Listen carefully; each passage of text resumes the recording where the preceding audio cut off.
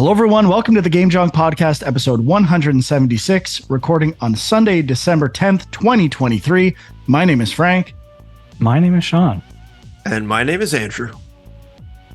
And the biggest night in gaming is over. The Game Awards for 2023 happened last week, and we'll be talking about the winners, the announcements, and the show.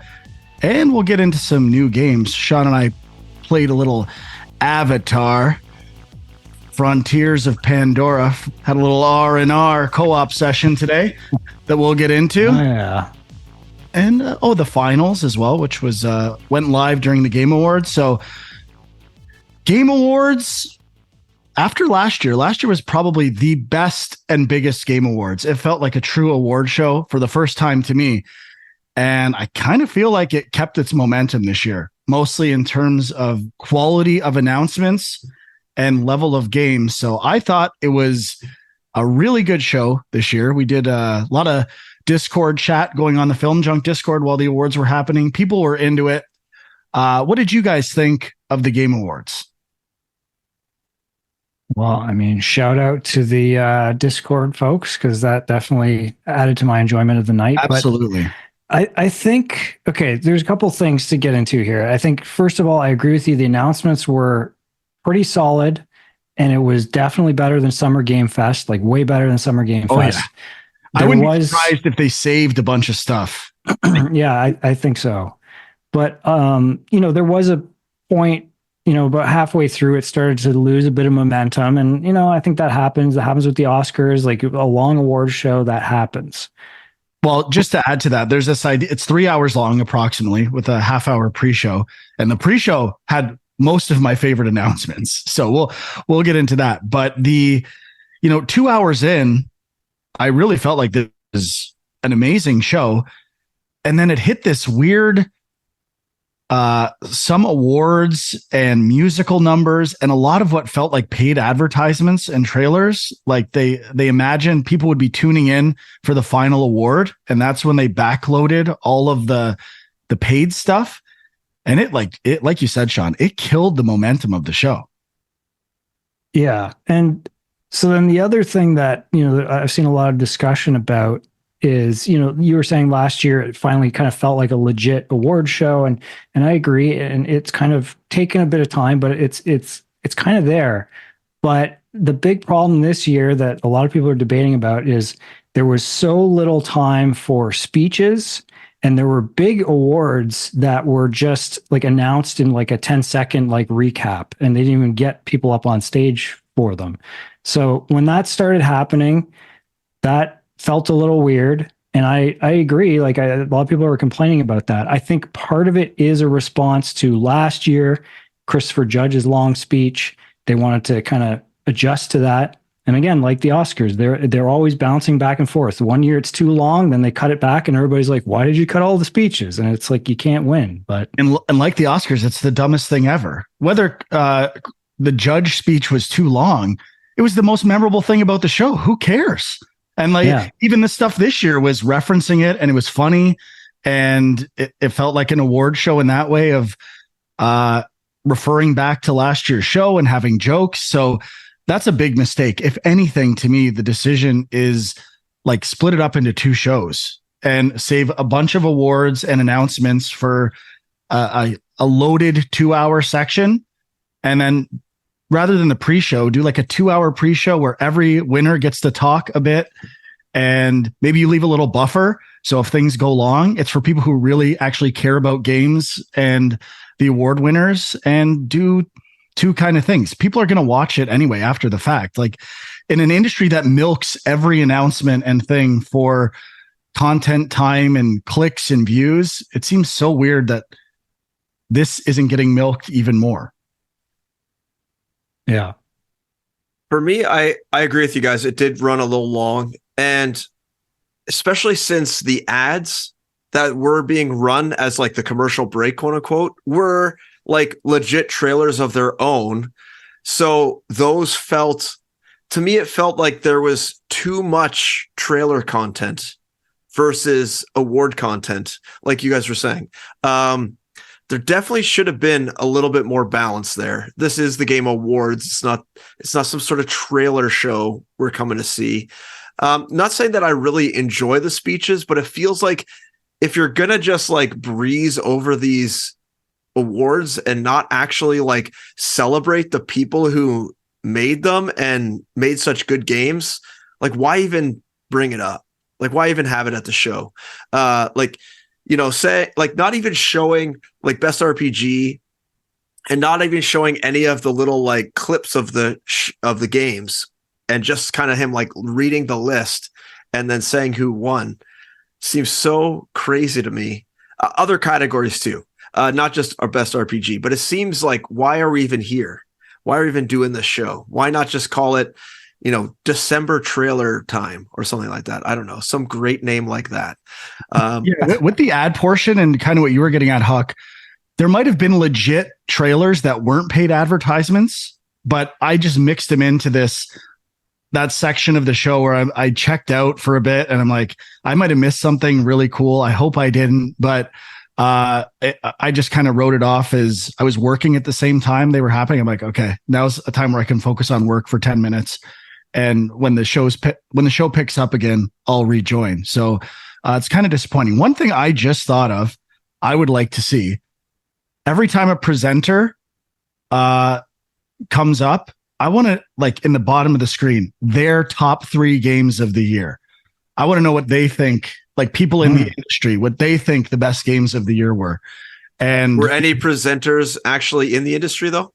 Some were, yeah, for sure. Or, okay, work that in a bit more. Like what were people in the industry saying about games as well? And it might be a chance for them to maybe showcase games that didn't get as much love. Because I do feel, as much as there's a consensus that the year for gaming was amazing, I think there's a lot of disagreement every year as to what the best games are. And I would like to hear more about like games that other people didn't like, that I'm like, oh, that developer agrees with me that that's a great game and it should be getting more attention. And I would hope it just doesn't devolve into people putting their own game on these lists or something like that. But that would be, I wish there was more talk about the year in games in general. And that would be I think like if Kojima put his top 3 games of the year on the screen, people would talk about it all week, and it would be huge for those games. So I think that could be a fun thing to do. Obviously, the Discord was the Wake mob versus me, and just the momentum was building on the show for Alan Wake, and I was getting a little worried at one point. This might be Wake's year. Deep in my heart, I knew there is no chance in hell this game can win Game of the Year. It is absolutely impossible. If you've played this game, although people do love it, at least in the first 3 hours, there better be some huge moments towards the end of that game, because it's shown me nothing in terms of being the best game of the year thus far. But unsurprisingly, Baldur's Gate 3 won. The rest of the show seemed to be mostly for Alan Wake in terms of narrative stuff, including some musical performances that highlighted that. Best game direction, Alan Wake won, and art direction and best narrative. So that it still did pretty well. I think I have to finish the game over the Christmas break because, like I said, I generally do trust the opinions of the people that like that game. So I will force. So you know what that tells me? That tells me that like it looks great and has a good story, but it's not that fun to play. Which could be the case, but if it was fun to play, it probably would have won Game of the Year. But even some games I didn't like initially, they take a while to sink in. And I would say that for Avatar as well. It's kind of frustrating to start, but the more I play, I'm getting settled in with its systems and design. So I'm going to give it some more time. The best debut indie went to Cocoon, which I was very happy to see. I think it is one of the best games of the year. And best independent game and RPG went to Sea of Stars, which I am about halfway through right now and still really enjoying. So I think those are the main winners, big games of the night.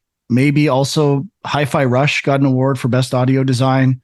Any other major winners that I'm missing? I mean, Nintendo got a few.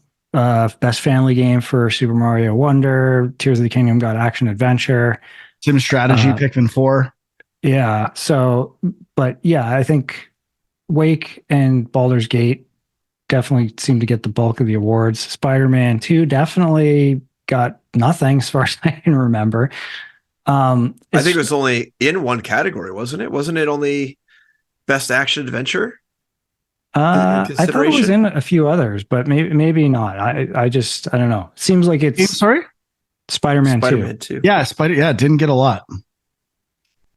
So just on the Baldur's Gate versus Alan Wake thing, the week leading up to the Game Awards, there were a lot of year-end lists coming out, and Alan Wake 2 was topping a lot of them. And I was definitely starting to think, okay, this narrative is coming in, and like Wake Mob is winning. They're taking over. But the thing I was noticing was that the lists that had Alan Wake at the top were usually more like entertainment publications as opposed to video game specific publications. So I think that's the divide. I think Baldur's Gate is more of the gamer's game, whereas Alan Wake 2 feels like it appeals a bit more to people that are just, looking for a more cinematic experience or something like that, which kind of makes sense to me, I think. I mean, the Alan Wake stuff and Remedy in general, when Control got so much love one year, seems to be related to these spectacle moments or very memorable things, particularly involving music, that stand out, which I would not disagree with. The Ashtray Maze and Control is something I will always remember. And I think like that just gives the games too much weight. Like people remember those moments, but probably not some of the frustrating parts of the game. So we'll see. I'll have to weigh in later with Alan Wake 2. But overall, a pretty good award show. I think I enjoy this more than the Oscars now, officially. I get more out of it. Yeah, I mean, I wish. Go ahead, Sean. Well, I was just going to say that, like all the complaining and stuff that I've seen about the Game Awards and how it's not taking the awards part of it seriously and things like that. But when I look at what actually won and what was nominated, I think it was really strong. Like I think they're getting that part of it right. It's just that balance of the ads versus the awards. Yeah, and I think looking back at previous years, I don't have them memorized.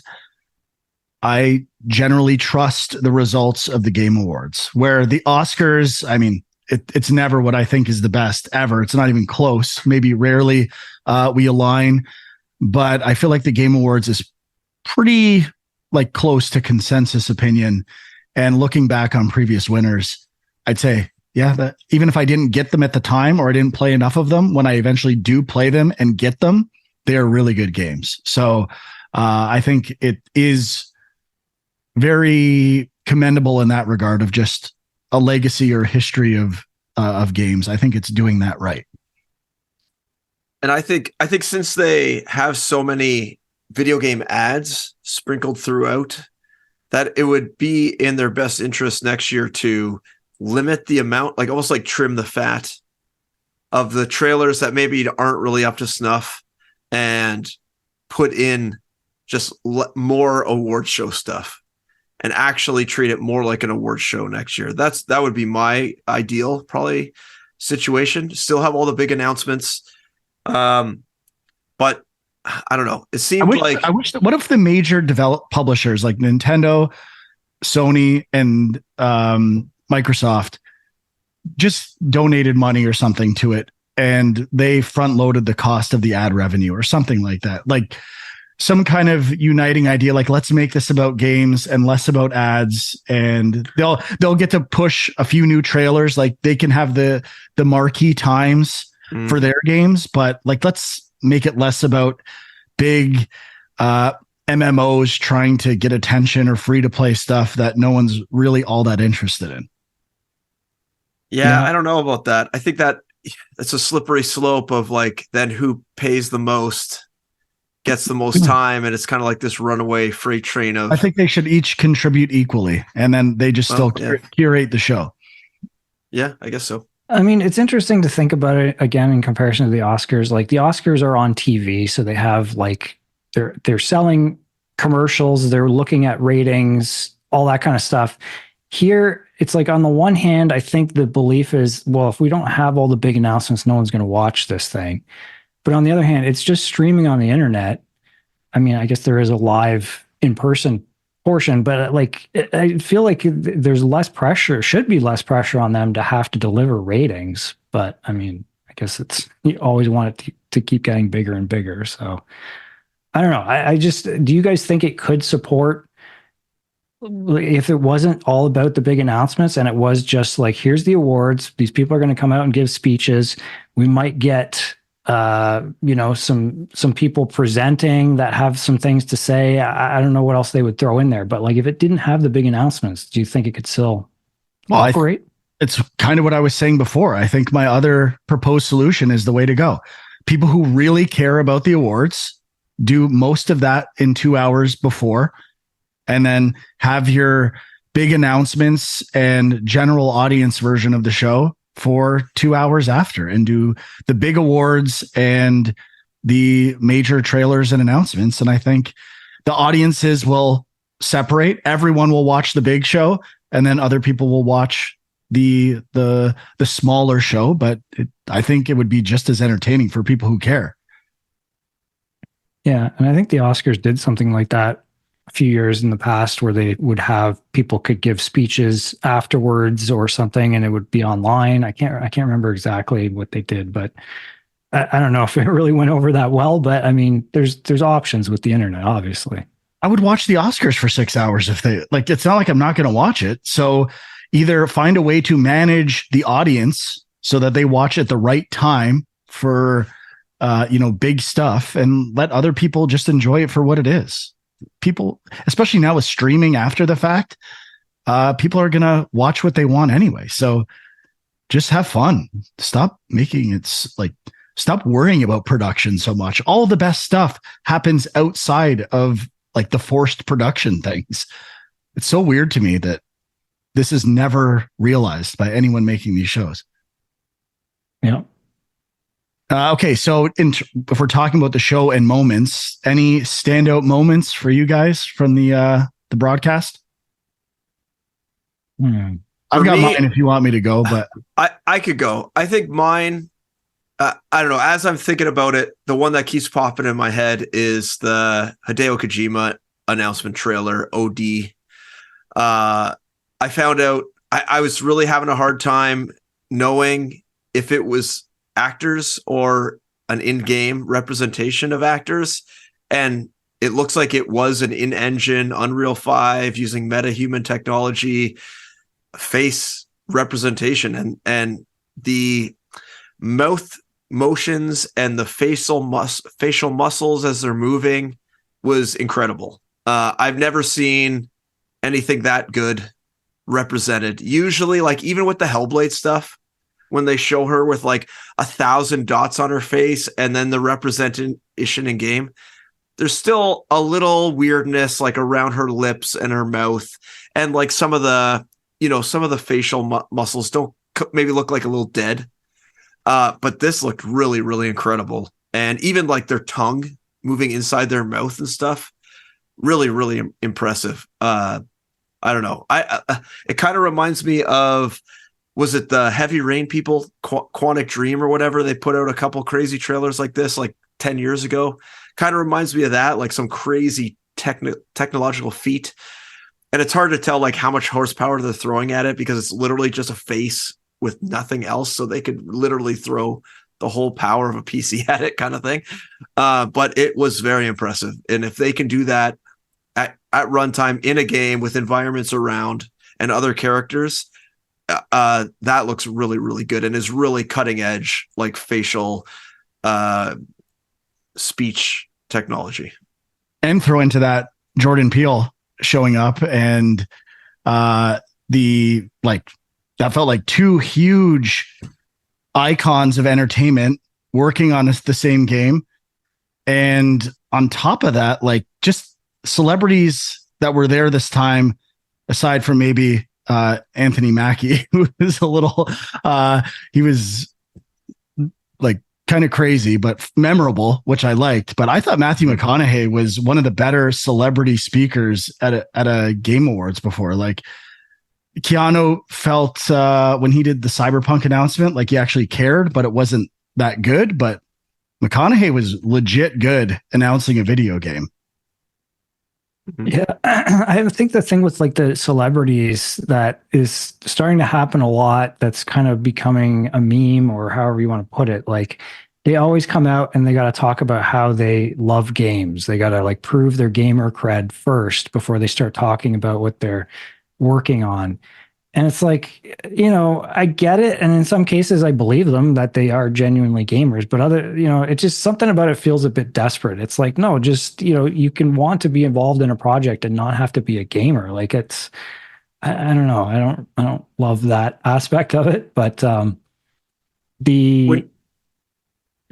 you guys watch that, so the game McConaughey's in is called Exodus. Yeah. You guys, I couldn't even tell which voice he did. It featured like a female protagonist for, I would say, like 60, 70% of the trailer.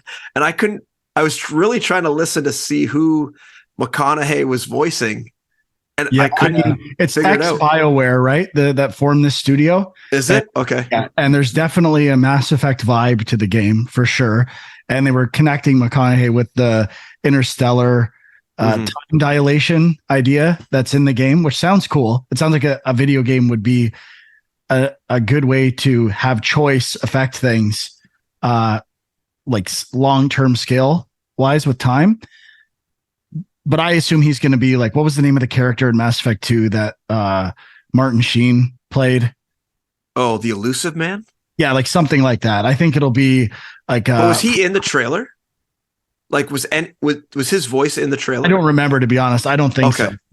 I could see him playing more of a role like that in the game, but I don't know for sure.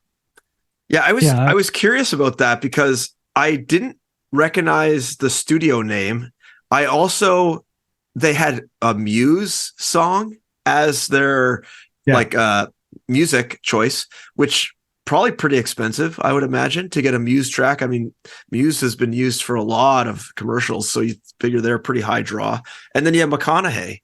So who are these people and where do they get their money from? I saw it was published by Wizards of the Coast, which is like Dungeons and Dragons people. So they have some money, but like, you know, that's a lot of high profile things going on right there all at the same time for like an unknown studio. So I was a little curious with that. Yeah, that was a pretty big impression for a first time studio / game, like kind of like the Callisto Protocol, but it looked way better.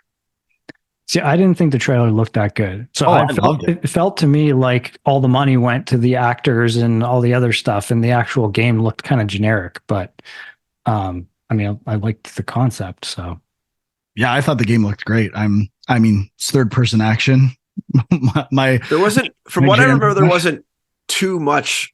It was like a lot of CG and then like really quick cuts, third person action shooting for maybe like 10 seconds or something like that. Yeah, there was part with the swinging and a light that I thought looked really neat, and the door opening animation was super cool. So did you see the door, bud? It was like this spherical rotating. I don't remember the door, so didn't leave an impression. No, sorry.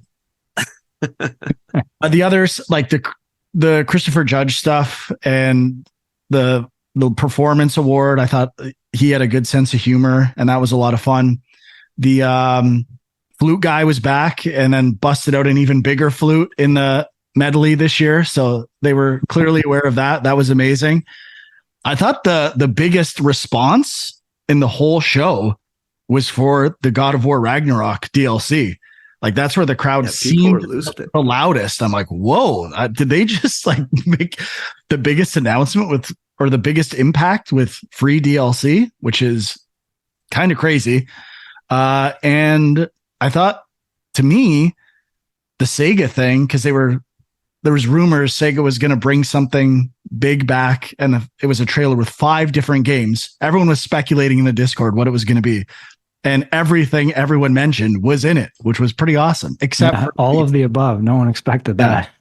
Panzer Dragoon, if that would have slid in there too, forget it. That was the announcement of the show for me.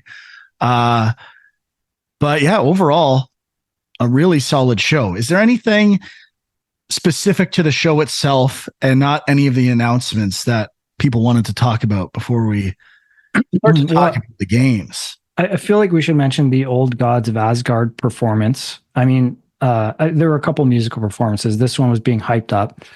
And it was interesting because, I mean, I didn't realize that whole performance is basically in the game, I guess. Like, I was watching it thinking, this is really strange, but intriguing. And to find out it's actually in the game, I'm like, okay, now I'm curious. But that was a big deal. And it was exactly what I expected it to be. that is Alan Wake summarized right there. And I think it's okay. Okay. And you got to mention, I mean, I thought they peaked early with Doug Bowser accepting the award for Super Mario Wonder and seeming really nervous and then trying to hand the microphone back to the host when he was done. And he said something about establishing an empire by accident and then he corrected. So yeah, it was really weird. Like Bowser, epic fail, bud. Get Reggie back. Yeah. I don't know. I just assumed that was part of the joke. No, I thought either way, I barely even remember what he said. I just remember thinking like, yikes. But one other thing, we have to acknowledge the Larian Studios person that accepted the award wearing the armor suit, which they kept showing them all night. And I was like, this is such a bad idea. What are you doing? This is such a hero move. I think I speculated if I ever win an award, I will wear my Avatar hoodie and I want my award to be a golden kingpin bowling pin. I want to like make the award about me. That's kind of felt like what he was doing there. So I don't know. That was a weird choice. Well, the other thing with Larian, though, that kind of highlighted the problem with the night was one of the awards they were accepting. They mentioned, I think, that one of the team members had passed away recently. And like, as they're talking about that, the music comes in and they're being played off the stage. And that really rubbed a lot of people the wrong way. So yeah, brutal. Yeah, I'm assuming that's just like bad timing or something. I don't think there was any ill will there or intention. No, but yeah, just bad timing. But it leaves that impression of like, okay, this is not about awards and speeches. This is about announcements. All right. So do we grade these shows? I mean, obviously we do, because let's grade it.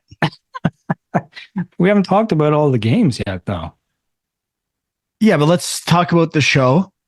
We're grading the Game Awards as a show, and I'm going to give it an A. Even with the lull, there was so much good stuff, announcement wise, and I was mostly fully engaged. It's an A for me. Probably a solid B for me.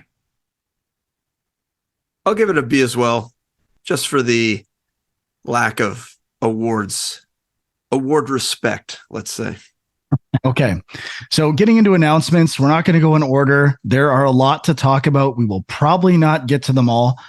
But it felt like in terms of the show that the producers or Keeley felt that the big announcement would be a world premiere for Monster Hunter Wilds, which appears to be a fully open world Monster Hunter game. And I like, really, you're riding this creature. And I thought the traversal and the design looked interesting, but I was noticing like, this looks kind of like low tech. This is not impressing me all that much. So at some point, aesthetics wise, it started to make sense that it was going to be a Monster Hunter game. And I, as we were talking about the show, apparently Monster Hunter is absolutely huge in the world, but did not move my needle at all. Yeah, same. I think people were expecting something huge for that last trailer, and I don't know. Maybe for some people it was huge, but just the fact that there's so many Monster Hunter games out there, and it's like, okay, is this a new one? Like, I don't even know. So I guess some people would know that, and that would be big for them. But I think how you're framing it is why I'm kind of interested in this one. I tried Monster Hunter World at one point, and then there was Rise and Sunbreak and all this stuff. And it feels like a franchise that, like Pokemon and things of that sort, where I'm like, I'm so far behind in this series. There's too many systems and legacy information for me to even pull in, that maybe a new open world game like this would be a new entry point for other people. Like this, it feels like starting over a little bit and not depending on previous entries. So I could see the appeal of that for sure. Yeah, I did see some stuff that it's a bit different, like that it's kind of a departure for the series. I don't totally know if that's true, but I guess I should say there's no proof that it's actually open world. I'm just speculating. I assume it is. I got that sense from the trailer, but I don't think it's official in any means, or how. I don't remember Monster Hunter World being that open either, but maybe it was. But that it felt like what Elden Ring was to other From Software games. This is what this Monster Hunter is to the previous entries. Says it's a fully open world evolution of the Monster Hunter franchise. Yeah. So can we move on? Yes. We can definitely move on from that. Okay. We should probably touch, even though Huck mentioned it in his moments, the OD is the title of the new Kojima game, starring Sophia Lillis, Hunter Schafer, and Udo Kier, who were all featured with the metahuman equivalents, their models. I don't know what this game is. It's, I think, exclusive to Xbox at this point, from what I can tell. Yep. And the tech was impressive, and the personalities with Kojima and Jordan Peele, like that felt like a huge moment, but I'm not seeing a great game or anything that gets me excited at this point other than the names. And at this point, Kojima's name doesn't necessarily mean it's going to be a good game to me. It'll be interesting. I don't know if it'll be good. Yeah, my first thought was that this is sort of like the successor to PT, and it's going to be a small, like small, like small space horror game. Yeah, taking place in like a house or just a small space, and that's it. And it's short. I think somewhere someone referenced the door they were exiting on the stage looked like something from PT, or there were connections to PT. I might be imagining that. I don't know. But I one thing I do like is, depending on how involved Jordan Peele is, I know Kojima fancies himself as a cinematic auteur. I don't know if he's actually at that level. And I think Jordan Peele could make it more cinematic and finally improve upon some of the narrative flaws and performance stuff that, and perhaps direction, that seems to work its way into every game, to bring it down below cinema and television storytelling. So I'm hopeful for that, I'd say. I think, did they also mention there was like other creative people involved with the project that they couldn't announce yet? So maybe it's some sort of multimedia collaboration thing or something like that. I'm not sure. Or maybe they were just referring to like the actors that are involved. I'm not sure. Hard to tell. I mean, Kojima rubs shoulders with a lot of the the filmmakers out there. I know we're speculating G Del T, Nicholas Winding Refn is kind of a buddy of his. Like, I don't know, any of these guys could be involved. So according to this website I'm looking at, OD is set to explore the true nature of fear, blurring the lines between a traditional video game and a movie experience. And I remember they mentioned that on stage about how it's kind of like a movie. And I was like, okay, yep, Kojima really wants to direct a movie, so why doesn't he just direct a movie? But yeah, I mean, I'm definitely intrigued. I think it was one of the longer segments of the show. And again, this is the thing that's kind of getting pulled out as like, okay, the Larian people get cut off talking about their friend who passed away, but we've got 10 minutes of Kojima and Jordan Peele talking about something that's really just an idea right now. So I see that, but it is interesting to me, and definitely the Jordan Peele connection kind of, there could be something cool there for sure. This feels like it's going to be, or it's going to aspire to be, what LMNO was aspiring to be when Spielberg was working on a game that was going to be a short, more cinematic experience. And that would be my guess. I'll like it if it's short, that's for sure. But I'm not counting any chickens yet for this game. I mean, the other thing, I think everybody expected it to be Death Stranding 2, which was not shown at the show. But it's been announced before. But I mean, what's coming first, I guess, would be the question. Well, we had to get some Xbox stuff in here, like that's specific to Xbox. They the accessibility award and what Hi-Fi Rush got audio, so they were throwing them a couple bones here and there, but other than that, pretty sad. Just a couple. We mentioned I'm just going in order on this website I'm on, IGN, of course. Free God of War Ragnarok DLC releasing this week. And at first I was looking at it thinking it might be a new God of War game.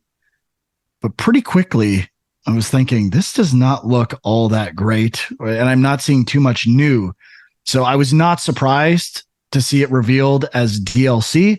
And it felt appropriate and that it was free. I think that was a cool move. But again, Last of Us Part 2 has a roguelike mode coming to it.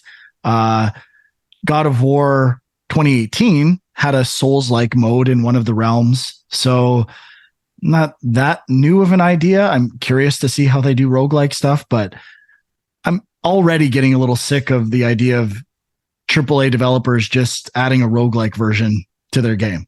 I might eat those words when I play these, but can we do something new maybe? Yeah. I'm Agreed.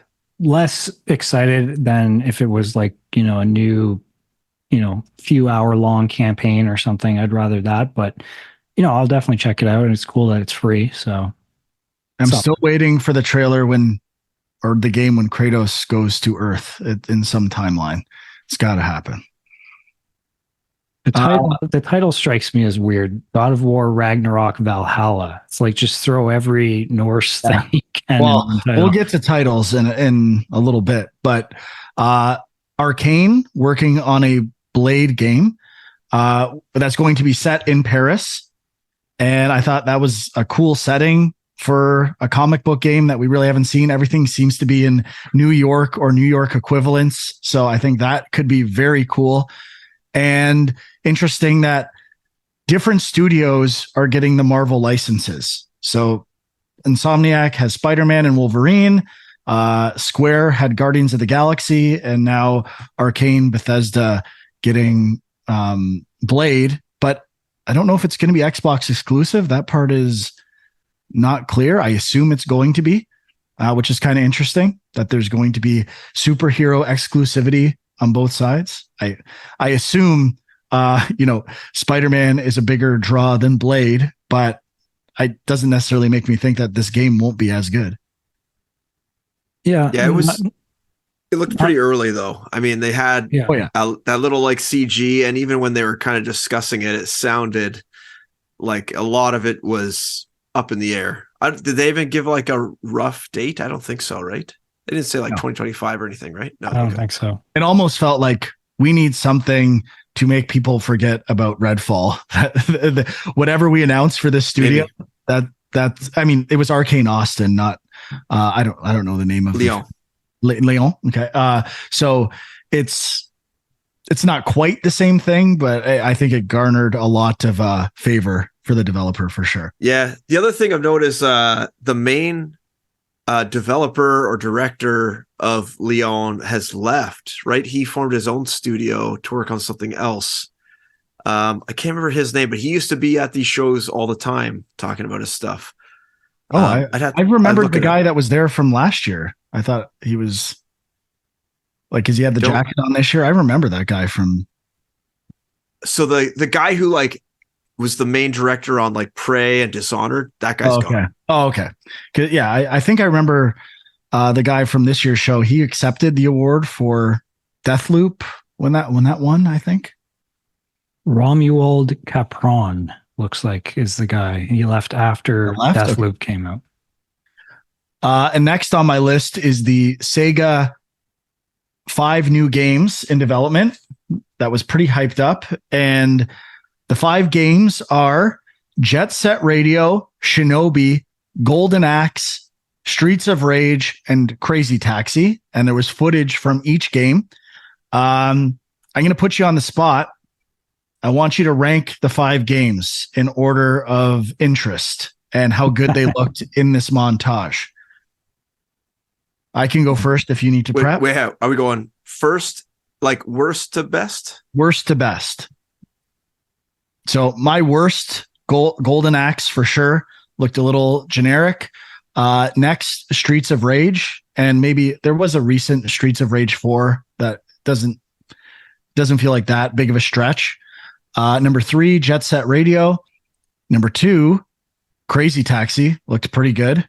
And number 1, Shinobi, was the best looking game out of all of these for sure. It was like a side scroller, riding a creature that looked a bit like Okami, and the lighting in the kind of cell shaded style looked incredible. I thought Shinobi looked fantastic. Yeah, I would agree with that list. I think I was a big Streets of Rage fan, but this version did not look that great of the like few seconds we saw. So it was like kind of an isometric perspective, right? Yeah, it looked like it. Yeah, and it looked like the characters were like really bulky from what I could see. So which is fine. I don't know. After playing the 2D Ninja Turtles remake and stuff, I kind of like the 2D style, not 3D. So for a brawler, but we'll see. But Golden Axe did look super clunky. Yeah, but there's been a bunch of 2D brawlers in recent memory, including the Battletoads remake and what was River City Girls? Yeah, is that what it was? Yeah. And a few other ones. So maybe it's an opportunity to do something different with brawlers. And it reminded me of stuff like, am I thinking like Die Hard Arcade and some of those 3D brawlers from that era that haven't been done in a long time? So could be cool. Sean, what do you think of these 5? Yeah, I mean, my list is pretty much the same as yours. I would just probably flip the top 2. Crazy Taxi is kind of the one I'm most excited about. I don't remember too much of the specifics of what was shown in the trailers. It's just more based on the games that the order of how much I'd like to revisit those and see an updated version of those. Crazy Taxi would be at the top, but yeah, I mean, that's the weird thing is like just the way they announced it. Like, why wouldn't they have full trailers for each one? Like, why is it just quick clips of these 5 things? It seems weird, but and the like intro video of those people sitting on the couch, was almost longer than the trailers they had. I agree with that sentiment that the ad portion was too long. But I think just showing 5 games at once was a successful marketing move. Like just showing one might not have been that big a deal. That felt like a huge moment and one of the bigger parts of the show for me personally. Yeah, I mean, and it could mean that there's more in the works too. Just that Sega is kind of digging into their IP and trying to update it. Let's get Panzer Dragoon. Let's get Guardian Heroes. That's the brawler to bring back. Make it happen. Shining Force. Remake the first Shining Force. Good one, yeah. Next up, I'm just going in order of this list. I don't think it's the biggest thing. Embarks the Finals, which is a free-to-play, like 3v3v3 shooter game based on like playing these games in Vegas. It showed recently. I know we talked about it on a recent show. I don't remember why. There was like a beta that came out. Yeah, it looks good. And they launched that night. So it was on all platforms and Steam went full release version. I played it that night. I played about 2 hours, and it was pretty good. Didn't necessarily hook me, but the more I played it, the more I liked it. It looks great. The servers were a little rough that night. I was like stuttering all the time, and it was pretty rough, but the presentation's pretty slick. Are we going to get into that later? What are they doing for monetization in that game? Just cosmetics. Cosmetics? Yeah, because it's based on these masks and your characters, 3 different characters of like light, medium, heavy, kind of like ice hockey for NES. Nice. Vibe. Perfect. So there's some cool ideas in there. I'll check it out some more. And hey, I'm looking at 2 other people. We got a team of 3 to take this thing up. Convenient. And it's very convenient. You don't even have to pay for it. So you don't even need the library. Amazing. Yeah, I just need to free up some space on my PS5. Yeah, I definitely want to try it out. It's ex Battlefield devs, is that right? Could be. I don't know. Sure. I know that they were talking a lot about the destructibles, the destructible environment element of the game, which looks I think cool. that's their big hook. Which people really haven't figured out yet playing online. It's because I know the one character has this huge hammer, but I didn't see people using it all that often. So it feels like a game that, at least in my limited time, people haven't figured out what the game is yet. And it'll start to find play styles and balance itself out the more people play it.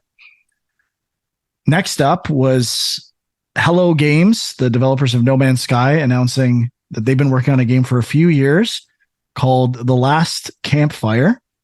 Light, no fire. My bad. Sorry. Embarrassing. Like, that's not the name of what it was. So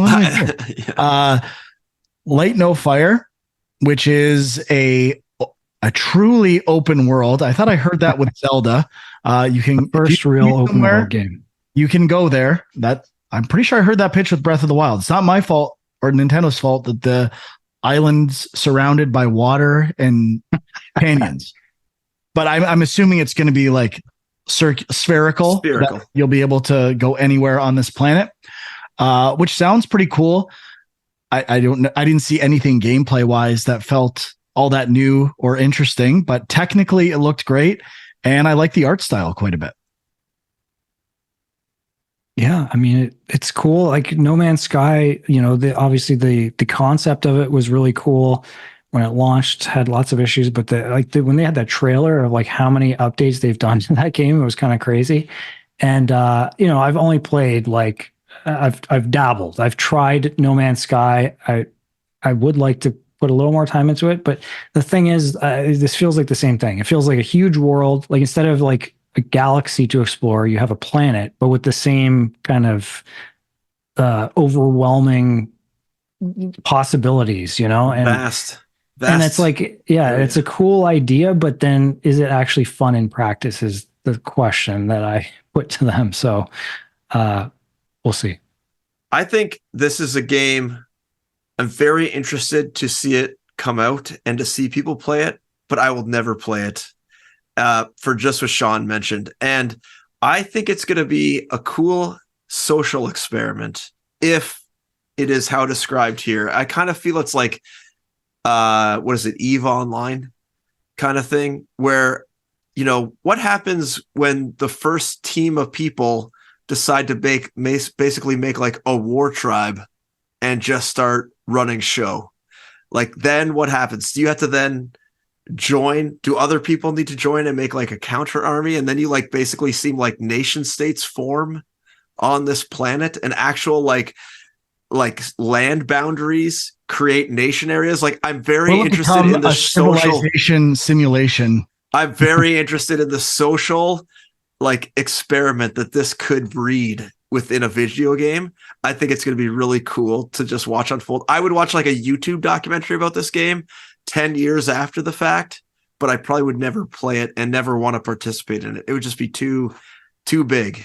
Yeah, I feel like it's going to be too ambitious, and like No Man's Sky, flounder out of the gate and eventually find what it is, probably through elements that Huck's alluding to, depending on how they set up those systems.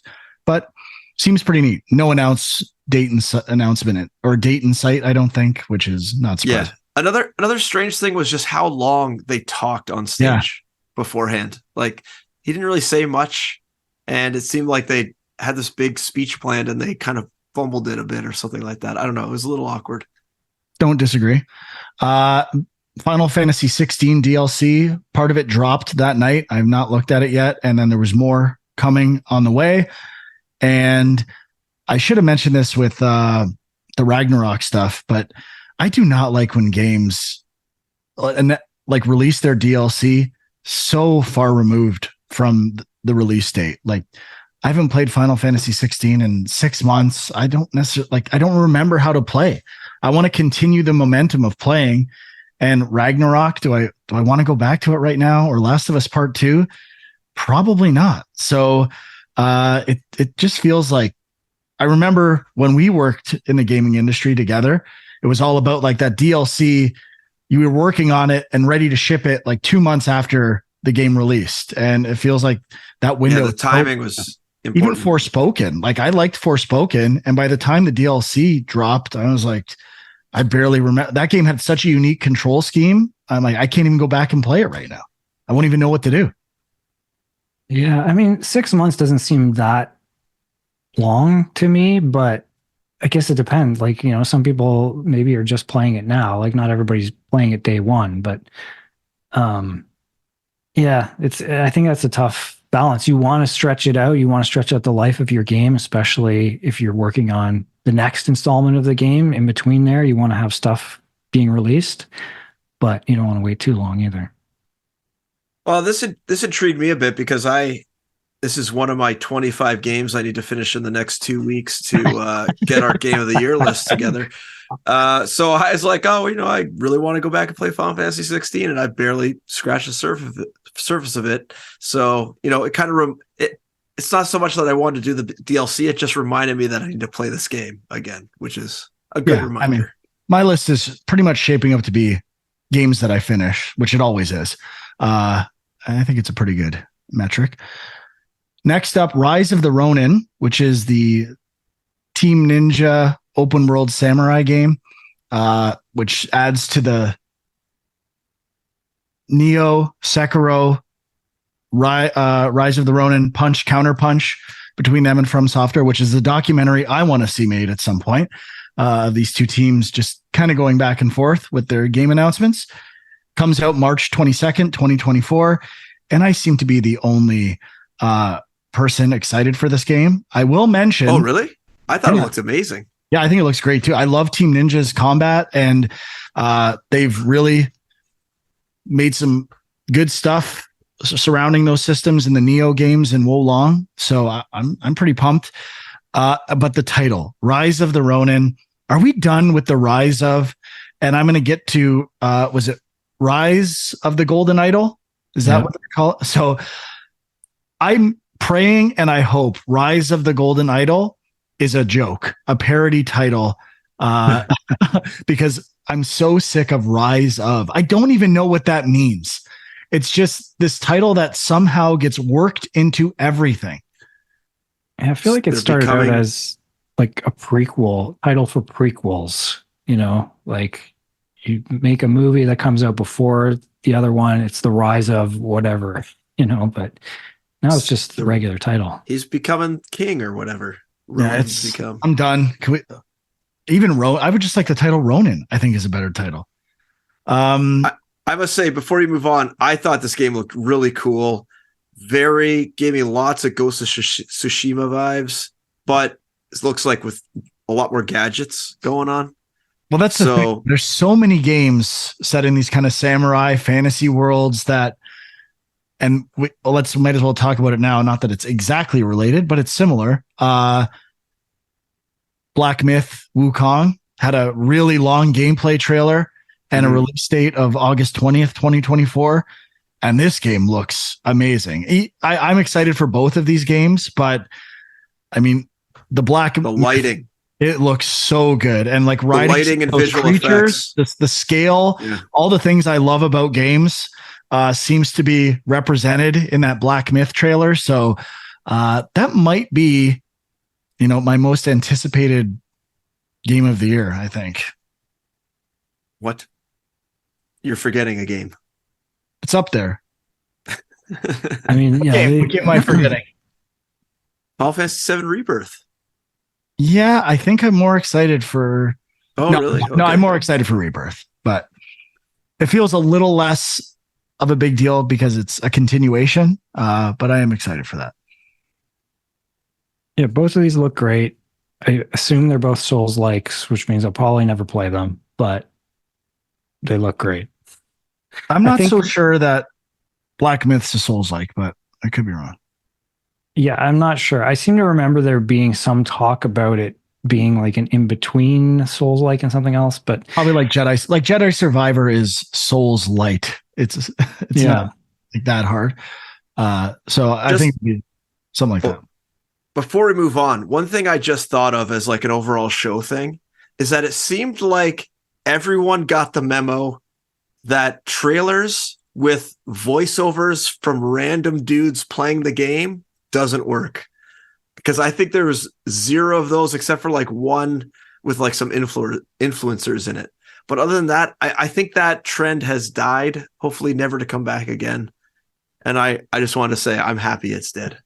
And mostly developers getting the memo that gameplay is what people want in trailers, not CG stuff. There was always some of that amount of CG but still. I didn't think it dominated the way it usually does at these award shows. I'm going to lump the next 3 games together or maybe 4 because they look okay, but they're not things I'm interested in. You guys can say if you are.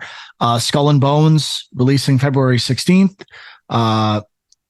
Lost Records, Bloom and Rage, the new Don't Nod game.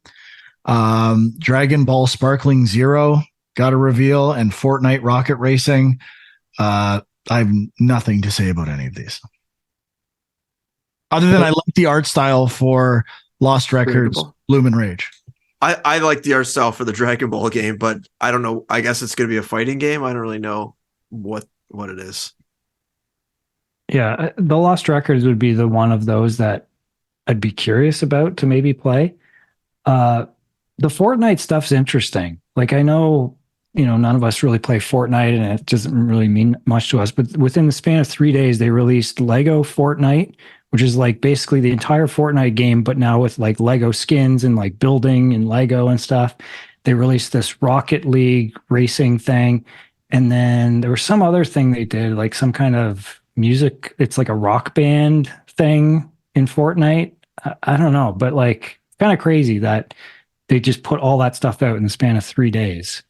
And, on the Game Awards, I think Cyberpunk won Best Live Game, ongoing game they call ongoing game. I mean, come on, Fortnite's really hard to beat for the amount of stuff they put out.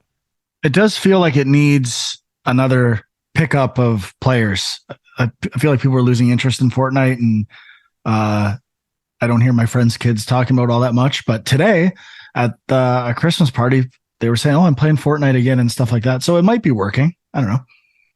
Yeah, so my hockey team, kids hockey team, we're talking about it today at practice. So some kids are playing it. Yeah, these might be good announcements for that. Big one for me. No Rest for the Wicked, a new game from Ori developer Moon Studios, which they've been kind of quiet since Will o' the Wisps. And I was looking at the art in the trailer and I thought it was actually a direct connection to Diablo. Some of the characters reminded me of artwork from Diablo, but it is a Diablo-like action RPG. And people were loving this on the Discord during the show. I thought it looked great, and I like Moon Studios, but I wasn't as blown away. Yeah, I mean, liking it. I liked it just based on that it's Moon Studios, and something about the art style and the character designs was interesting and kind of different. But I mean, I still don't totally know what the game is. I guess it does seem a bit Diablo-esque. But yeah, I'm definitely interested. Yeah, the art style is cool. What I'd expect from that studio for sure. Yeah, I don't have much more to add. I thought it looked pretty cool and the lighting was nice. So I'm definitely going to, based on pedigree, be tracking this game.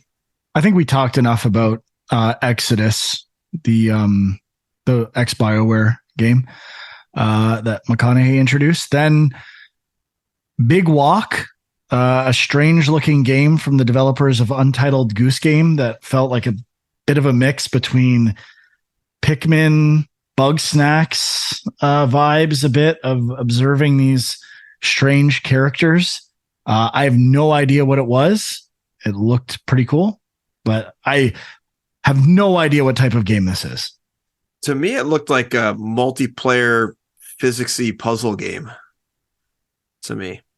Yeah, I mean, there's like, I thought it was maybe like a picture taking game, but now that I'm looking at it, I think it's actually binoculars that they're holding. Yeah. It says, it's on Steam, a cooperative multiplayer adventure about teamwork and talking with puzzles and challenges. So yeah, so I feel like it's trying to do like what Fall Guys did for like, I mean, it's not really cooperative, but like that sort of multiplayer aspect of like kind of janky physicsy characters. See, maybe like a human fall flat kind of thing. Yeah, something like that. Yeah. Yeah, I'm interested. Yeah, it looks interesting. The gameplay will tell the tale, I think. Next up, Kamuri from the It Girl from a few years ago, Akumi Nakamura. And it's a new game. She started her own studio, I think. I actually know someone who's working there in Japan. So I really like this to start. The longer it went on, it felt like there was a lot going on. Like someone might have mentioned like multiverse stuff and just kind of being all over the place. But generally, I thought it looked good. Yeah, was there even any gameplay? I'm trying to. I don't think so. I don't think so. It was CG. And it felt a bit like Fortnite, art style wise. I didn't get a sense of what the game was, but it looked cool. Yeah. I mean, you can't not have her back. She's just like so infectious with her attitude and just her personality. She's a great person to have on stage. Get her on every year just to come and liven up the show a bit. Yeah, she should get married to Flute Guy. The Game Awards It couple. Dead by Daylight spinoff revealed, casting of Frank Stone. I have nothing to say about this. What a horrible name. That's what I have to say. Who's going to remember that name? Yeah, I mean, what does casting of Frank Stone even mean? Because it was like a horror game. Is Frank Stone a character in Dead by Daylight? I just assumed it was sort of like cult movie guy. And it's set in the Dead by Daylight universe, but it's by Supermassive. So I don't know if I think it's going to be a Quarry type thing in the world of Dead by Daylight. Yeah, it said it was a single player game. Yeah. So weird. I mean, cool to see something not asymmetrical multiplayer come out.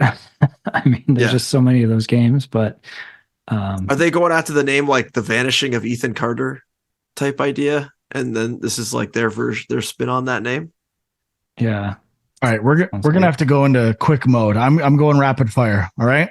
If you want to talk about any of these, step up. Jurassic Park Survival, new survival game, Jurassic Park. I hated everything about this. Just nostalgia, barf, gross, don't care. Who's working on this? I mean, I'm interested just because I feel like there's so many Jurassic Park games. Saber Interactive. Yeah. It doesn't really give me. If it was a really cool developer, I'd be interested because I still feel like has there been a great Jurassic Park game? I mean, I guess we got to go through the classic collection, but there hasn't been a great Jurassic Park anything since the first Jurassic Park movie. Yeah, but there's potential. But yeah, is there anything comparable where one thing that was good has spawned this much garbage? Ghostbusters? Why not? Yeah, maybe Ghostbusters. Whoa. I mean, I like Ghostbusters too, but no one plays those VR games. They don't count. I like The Lost World more than I like Ghostbusters too, but neither are great. John seems to think I'm wrong about that. Anyway, this is not. This is supposed to be rapid fire. Done. Visions of Mana looked okay. I'm interested, only because I hope it's going to be like multiplayer. But they didn't obviously show that, so we'll see. Reminded me of Ni no Kuni. Not that I played that all that much. Hellblade, Senua's Saga, new gameplay trailer. I'm kind of at a point with this game, like, I know what it is. Just give me the game and I'll judge then. Have they given a date for this? It says sometime in 2024, but nothing. Yeah. Felt like they're at the point where they should be announcing a date, but Joseph Fares made his annual appearance and announced Brothers: A Tale of Two Sons remake, which I never finished that game and I liked it, so I'm kind of excited. Yeah, is it to play this in I think it's February of 2024. It looks good. So it's a remake, not a remaster. It's like fully redone. It's okay. Yeah, I mean, I've never finished it either, so I'd go back to it. Looks good.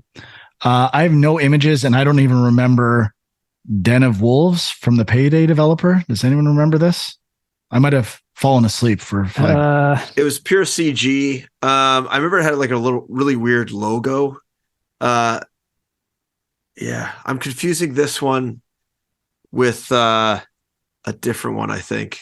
It says it's a sci-fi heist game, but I don't really remember too much about it. We don't remember. Moving on. Oh, yeah. This is the one where the guy was like in a chair or something, and there was like a screen, like a window between them. Yeah, nothing memorable. Next up, Tales of Kenzera, Zao, which was an EA Originals, and the developer was talking about a relationship with his father and wanting to make this game. I thought it looked awesome. My only takeaway was it looks a lot like that Prince of Persia game. Like art style wise, it's almost identical. And I mean, I'm fine. I've got room for both of those games. It just feels like there's definitely going to be some competition. And this one's April. I think Prince of Persia is January or February. So we'll see how that plays out. But it looked really good. Yeah. I thought it looked cool. And I did like that story of like, you know, why he started the studio and stuff. I like seeing stuff like that. Okay. Two together, Palia, which I do not remember at all. And else? Anyone have anything to say? Yeah, I don't even remember this. And what was the second one? Outlast Trials, coming to consoles, which apparently is on PC. Oh, so that one was like that influencer video. Might have been. One. Yeah. All right. I'm going to start to wrap it up. I'm not going to go through all of these except for the ones that I think are worth talking about. And I'm going to start with Rise of the Golden Idol, which I did not expect an announcement for a sequel so soon on this game. It was in the pre-show. And the one thing I took away is I don't know if it's going to be a 2D version like the other one. It could be something with a slightly different interface and version of the game, which I'm curious to see, but I am pumped for any more of this franchise. Yeah, me too. I saw it. I was immediately, as soon as I saw that, like the one mask hanging in there, I was like, are you kidding me? This is some sort of crossover game. And then they announced it was a sequel. I was like, oh, that is cool. Yeah, I thought it was going to be like some DLC or coming to consoles or. Yeah, Netflix was the publisher. So that's an interesting kind of thing. Yeah. Also, Frank, you did say to me earlier today that case boards need to die in video games, and this trailer has a big case board right in the middle of it. So between Alan Wake 2's case board mechanic and then this one, I'm all right with. But there was two other games that had case boards that were shown recently. And I'm like, who decided case boards were fun? They're not. And anyone who's like a big detective game person, we'll get to it with Avatar. That's an interesting tease right there. The detective sounds fun in practice, although I don't get the like mass appeal of detective work.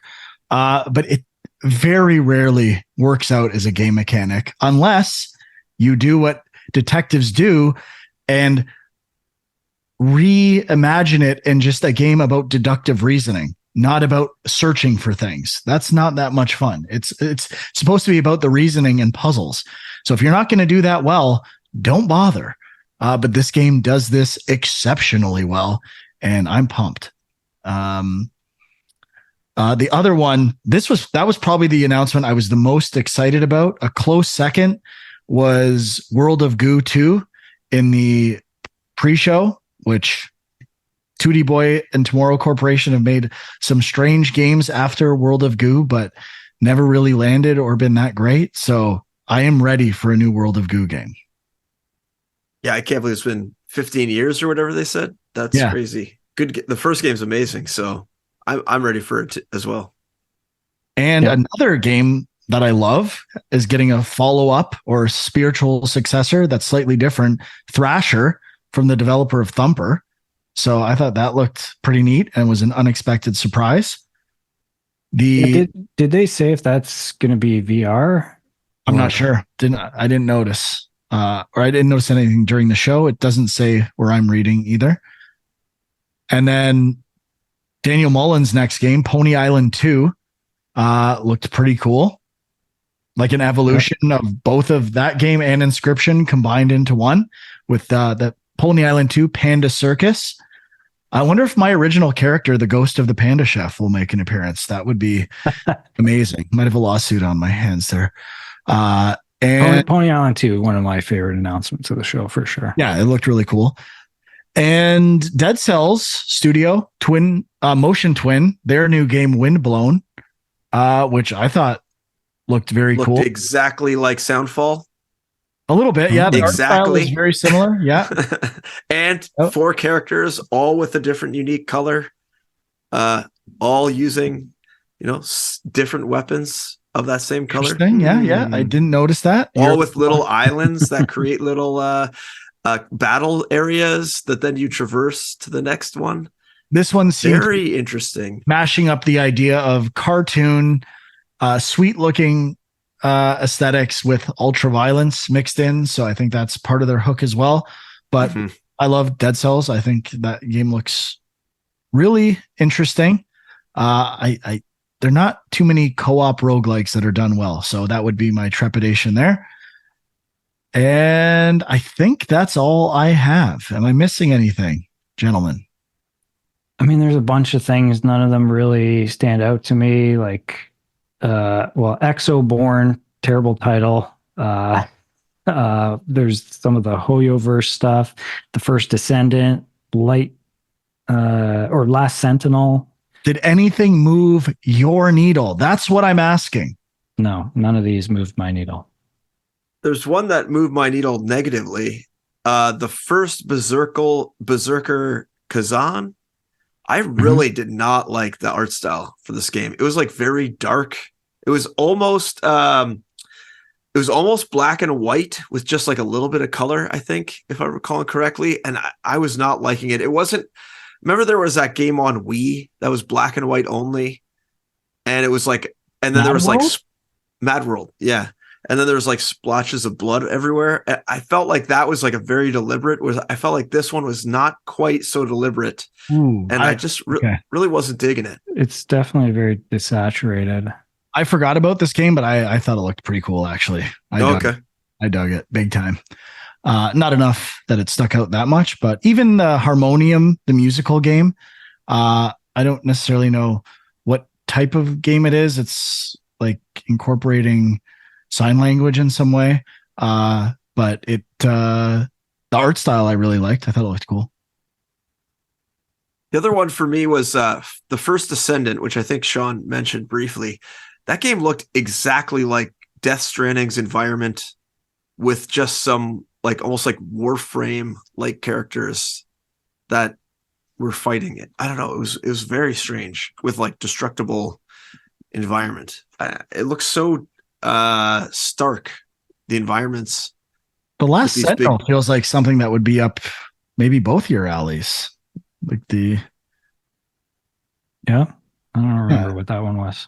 It says it's a narrative focused open world game about like a futuristic. It just looks kind of like cyber humans or androids and Blade Runner-esque, I guess. It was all CG though, right? Like I don't really remember what the gameplay was for that, but I don't know. When I saw the android, I was like, please be binary domain 2. And then it was not, so not interested. I guess binary domain, or did I say something else?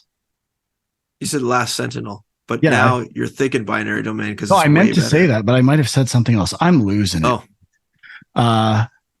We got to mention the Dave the Diver Dredge crossover. Oh yeah, that's DLC, a good one. Yeah, which is kind of cool. I just played Dredge all weekend. I platinumed it. So is it Dave the Diver coming to Dredge, or is it the other way around?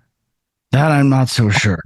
I think it's Dredge coming to Dave the Diver, but it's probably both ways would be my guess. Yeah, I would think that if one's going to do that, then the other one would return the favor probably, but it looks like it's coming. It's in Dredge. It's Dave the Diver coming to Dredge.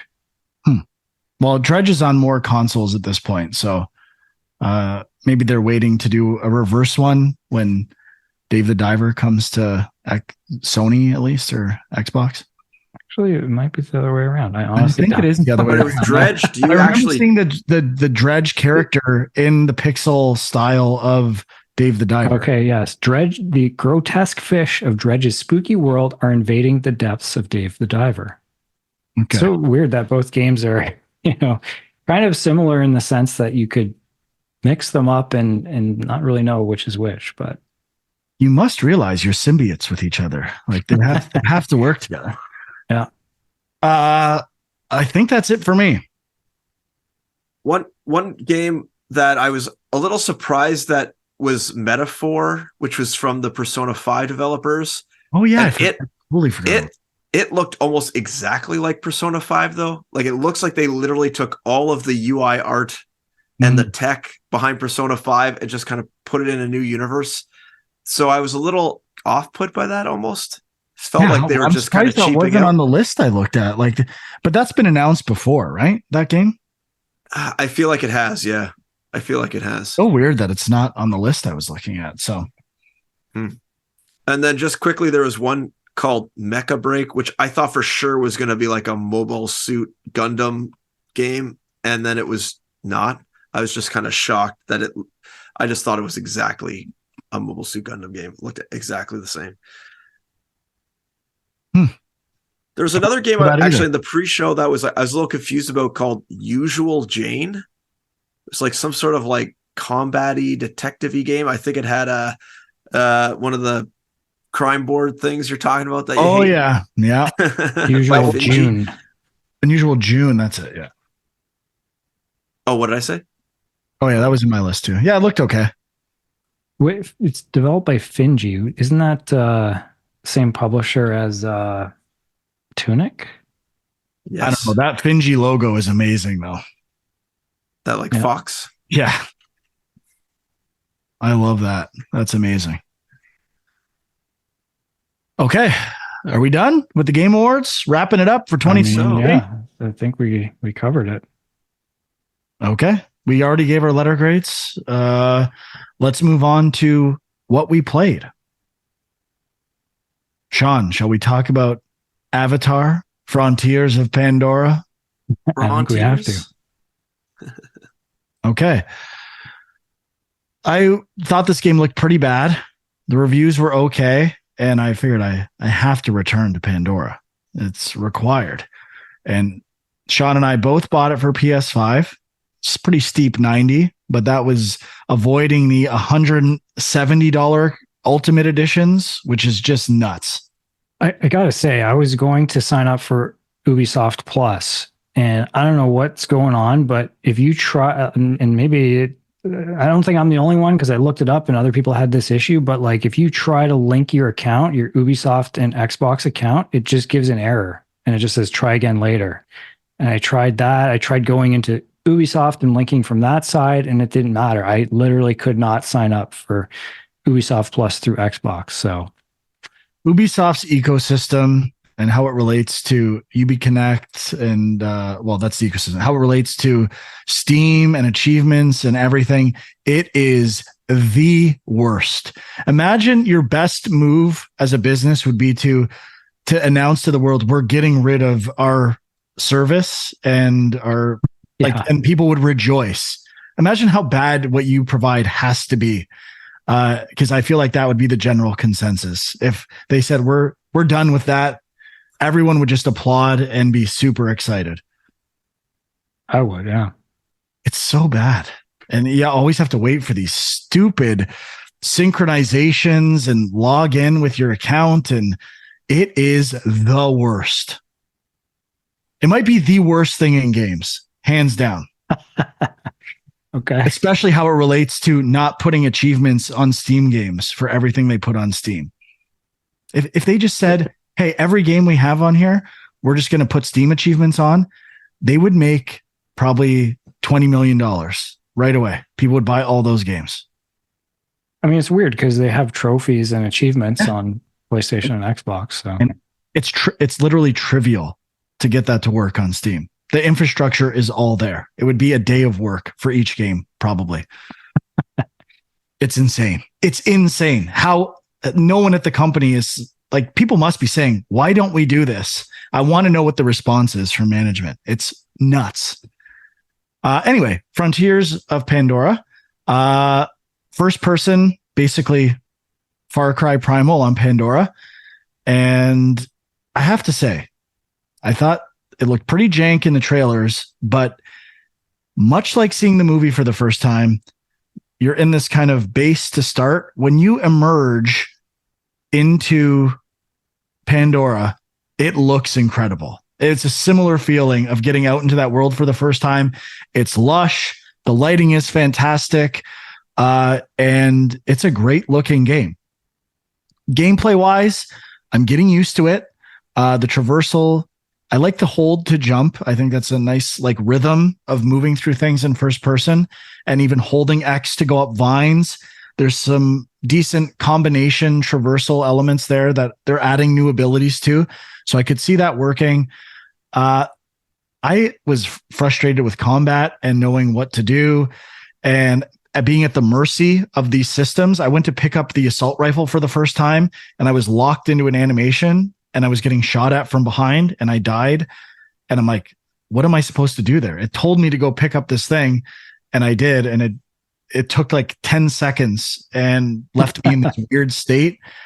And just a lot of systems being thrown at you at once. So it's an overwhelming game to play. yeah, I mean, it's there's crafting, there's cooking, there's lots of mods and armor and weapons and all this stuff, and it's a lot. I agree that the world looks amazing. The downside of that, which we kind of already discussed offline, is the world is so dense. There's so many plants and things all over the place that it gets hard to navigate. Yeah. And there's an early mission where you have to, you're trying to find somebody and it says, oh, they're up on this cliff somewhere. And it took me like an hour to figure out how to get up there. Like there's all these kind of ledges along the walls and I was kind of like half climbing up them and I was like, okay, maybe I have to go this way, but then I would get stuck. And in the end, there's just these vines that take you straight up. But I just didn't find all of them. And so you might have to shoot one of them down there, which is the first time you learn that. Yeah. I honestly, you can pick and highlight things from the map. If there was just an elevation indicator as to whether it was above you or below you, I think that would go a very long way. Yeah. Yeah. The map's just not great. Give me a little more general direction. Should I be going up or down? Because we talked about this offline as well. I do like you get in an area and it is a bit about exploration and discovering things. And so I usually have found a thing that's like, oh, I actually had to do a little exploring and find it, but it can be, there's a little too much friction sometimes in doing that. So I think the general ideas design-wise work, just could use a little more polish or information for the user to push it to the next level. But it's decent. The one thing though, any goodwill I was starting to accumulate for this game, playing it for about 3 or 4 hours, went out the window when Sean and I went to do our first co-op mission together. It's like, we finally got through the part. We said, we're going to pause our game and wait till we can do something together. And the first mission I picked, it was a detective mission where you go to a campsite and you have to link clues. And it is so cumbersome. Literally the most painfully unfun thing. I said to Sean, like, I have to say it. It's time. Who thought this was fun? It doesn't happen all that often anymore, but this was a prime example of cramming some shitty detective mechanic. All of the people out there begging for detective elements in Batman and other games doesn't work. Didn't work in Cyberpunk. Stop with this stuff. It is not a good mechanic to put into an action game. It's an exercise in. It's usually an exercise in just exhausting combinations of things. And this one's more about finding things that are not easy to find. We're literally searching in a circle and like, I can't even highlight the things I need to find. It is so boring and frustrating. I can't believe it made it into this game. But I mean, not to mention the fact that it really has nothing to do with Avatar. That was the joke I made. We were playing like, oh, people are going to be happy. They finally captured what it's like to be a detective in Pandora, which everyone always complains about. Like, what is going on?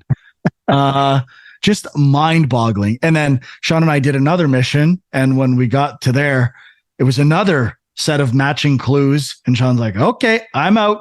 We're done. Which I felt completely. And oh, what a bad decision. Other than that, it's okay. It feels like a 7.5, 8-ish game, which is what reviews are. But I do feel oddly compelled to keep playing it for some reason. Yeah, I mean, I get the Metacritic scores, and I feel like when people see something in the 70s, it's kind of like a red flag. They're like, okay, I'm probably not going to buy this. And I get it, but I think if you like Avatar, you're probably going to enjoy this game. And there's enough mechanically that's solid that, you know, it's not like some crappy cash grab tie-in game. Like, it's decent. It's just, it could have used maybe a little extra polish. There's some weird design decisions, but it's pretty good. It's a big game. There's a lot of stuff going on. It's basically Horizon and Breath of the Wild in a first-person perspective, using Far Cry design systems, basically. So it's borrowing from good things. I have to also mention Breath of the Wild, and everyone who praised Breath of the Wild and said it was the best game ever made, I'm blaming you personally for cooking mechanics and experimenting with cooking in every game now. The health system and regeneration in this is all based on cooking, and it is so annoying to watch that fucking animation of putting the pot into the fire every time. Even Sea of Stars has a cooking mechanic, and I have to wait for things to cook. Stop. Whatever, if you're working on a game right now and you're like, hey, people like cooking, we're going to put cooking in your game. Don't. Stop whatever you're doing. No one likes it. It's the worst. People have this bias towards Zelda, and they embraced it for reasons I'll never understand. Get rid of cooking unless your game is about cooking. Please. Well, as I said to you, Frank, I think it works when it's like an optional thing where you can mix up some things to give yourself some boosts, but when it's required in this game, there is like a hunger meter, which is kind of lame. Well, it's not. It's about like regenerating health if you have food in your system. And if it was fast to do, if it was like really like, hey, I'm going to try this, mix it up quick and see what happens. It's not. It takes time, and it's annoying as hell, and you have to do it. And you had to do it to some degree in Zelda. So thanks again, Breath of the Wild and Breath of the Wild apologists. You've ruined games forever. Okay, rant over. I think that's all I have to say about. Actually, co-op was a little frustrating. We were starting to get the hang of it. Yeah, I mean, with the map the way it is, and like, there's just this weird, like, you hold down R1 to kind of, I don't know what they call it, but like you can see clearly stuff around you and highlight important items. So you kind of have to use that in combination with to sort of be able to keep up with each other and know where you're going. I don't know. Yeah, jury's still out on that. It was okay. And just give us a cron already. Yeah, exactly. Although Sean was pretty funny. We were messaging because we were trying to connect, and that was a struggle a bit too. And like, can you see me? And Sean texts me, I see you, Jake Sully. And we kept saying, I see you, because we couldn't find each other. It's hard to find who you're playing with. There's no pointer. You have to highlight them. And the focus mechanic is a little frustrating, but I see potential in it. So I'm not writing it off yet. Okay. Yeah, just the fact that there is co-op in this kind of open world game, I didn't even realize it was there. So it's kind of cool. Based on what we did, I don't feel like I'm just like we did with Resident Evil 5, where we waited for each other to be available to keep going. I don't think that's going to fly for this game. Probably not. I think it might be more fun to play solo, which kind of sucks. All right, moving on. Huck, you playing anything? Nope. I right. may have played maybe like a little bit more of Jedi Survivor, but I can't remember if I did or not. So that's about it. Okay, Sean, anything else for you? So I did play a bit of Robocop Rogue City, which kind of falls in the same category as Avatar, I think, where it's like, I don't recall where the reviews were at with this, but it kind of feels like a game where, the reviews weren't amazing. So people are kind of like, should I buy this? I don't know. And the answer is, if you like Robocop, buy this game, because it absolutely feels like Robocop. I mean, that's one of the things we were talking about with the trailers and the fact that it's first person. It's like, is this going to feel like Robocop? And within the first 5 minutes, it's like you're moving kind of clunky and slow, not in an annoying way, but just you feel like a tank. And you start shooting people, and like limbs are blowing off and blood everywhere. Like it feels like Robocop. You get bonus points for like shooting through skirts or clothes to hit enemies behind it or anything like that? Not that I've seen, but that would be cool. But yeah, it's just, the music and the look of the world and everything. I basically only did the first mission, so maybe it gets repetitive, but I had friends asking about this game today, so maybe I'll say you give it your official Game Junk endorsement. Yeah, I mean, it's one of those things where, is it $80 good? I don't know. You can get it a little cheaper on PC if you're willing to do that. But yeah, I was having fun with it. I definitely want to go back to it. Nice. Most of my time this week was spent playing Dredge, which I finally got hooked into and platinumed it. I played it like all night one night. I was just, I'll just play it a little more. And then I couldn't stop. And I didn't even know there's DLC for it as well. So I jumped right into the DLC after that, doing the ice fishing kind of area. And it's still the interface. You have like two sides, typically a merchant and then your storage. And I still struggle switching between them and moving inventory from one side to the other. That part is a little bit frustrating, but the other elements of the game, the kind of casual simulator fishing game, I think it's pretty fun overall. And there's pretty good drains and mechanisms for like not getting too comfortable, where there's things that can affect your boat or things you have to avoid. And it really you can't not pay it. I find in some of those games you can kind of just check out and just repeat the same things over and over again. You always have to kind of be on the lookout for things or switch what power or item you're using, and that stuff all worked really well. So the story wise, I didn't really get the story by the end. I did both endings, and I'm like, I don't remember any of this stuff from the game, but I'm not a story guy. But overall, the mechanics and it just kind of hooked me. I couldn't stop playing. So Dredge will most likely, it's not going to be at the top, but I think it will be on my end of year list for sure. Nice. I gotta go back to that one. And so I got to get to Dave the Diver maybe next week. Yeah. There's too many games. I guess the other thing I have been putting some time into, Spider-Man 2. This is like, out of all the games, I'm trying to focus on this one and finish it. And probably like maybe over halfway now. And I'm really enjoying it. I think the first couple hours are good, but it just kind of felt like, okay, I know what this is. There's nothing new here. And, then I think they start doing some interesting things in terms of story and different scenarios they throw you in. And I just was really starting to enjoy the game. It's really picking up now. The way they work the symbiote suit in is really cool. And I'm just gonna try and push through this because it's quite good.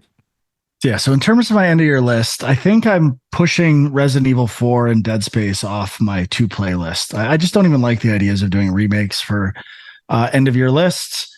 I solemnly vow to beat Mario Wonder. I will beat Alan Wake 2. You know what? I'm not vowing to do that one for sure. I want to. Spider-Man 2, I will beat. Solemn vow. Sea of Stars, I will beat. Solemn vow. On the cusp of I will give it more time, I vow to give Baldur's Gate 3 at least 5 hours of my time. And I will try Venba, which I have not tried yet, which looked really good at the Game Awards. I want to go back to that. And Dave the Diver. Other than that, what am I missing? What do I need to give attention to? Jeez. Is there anything major? Sorry? Lies of P? Enough Lies of P. I don't think. Wolong? Wolong, yeah, that's... Hi-Fi Rush? No, I'm not into those games. I don't get them. I want to like Legacy? Them. Maybe, yeah. I don't know. I don't know. I feel like I've touched base with almost every game, so it's I don't think Avatar is one I feel the need to finish. Maybe Asgard's Wrath 2. Yeah, I mean there's a few VR things. What's it called? Vertigo 2 comes out on PSVR this week. I'll probably pick that up.